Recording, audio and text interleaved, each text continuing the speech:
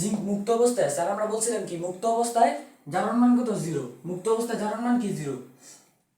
আর এখানে সালফেট হয়ে গেছি, এখানে হাইড্রোজেনের জারণ মান কত আমরা সবাই জানি, হাইড্রোজেনের জারণ মান কত +1, ঠিক আছে, হাইড্রোজেনের জারণ মান কি এখানে +1।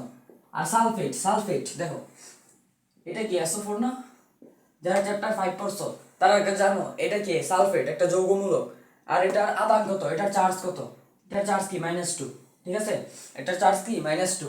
তাহলে এখানে সালফেটের জারণ মান কত হবে -2 হবে, ঠিক আছে, বুঝছো। এই পুরাটার কিন্তু এই যে সালফেট, এই সালফেট পুরাটার জারণ মান কি -2, বুঝা গেল, ক্লিয়ার।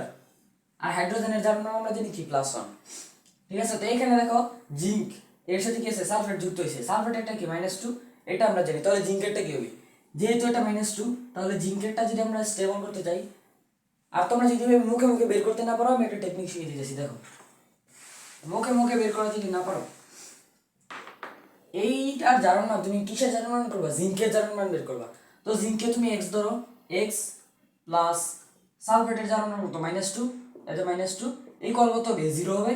জারণ মান বের করা তো আমরা পারি, এখানে যদি আমরা x এর ভ্যালুটা বের করি তাহলে কি হবে, x - 2 কি 0 বা x কি +2। তো দেখো জিঙ্কের জারণ মান কত পাইছি আমরা +2 পাইছি, তো এখানে বসাই +2।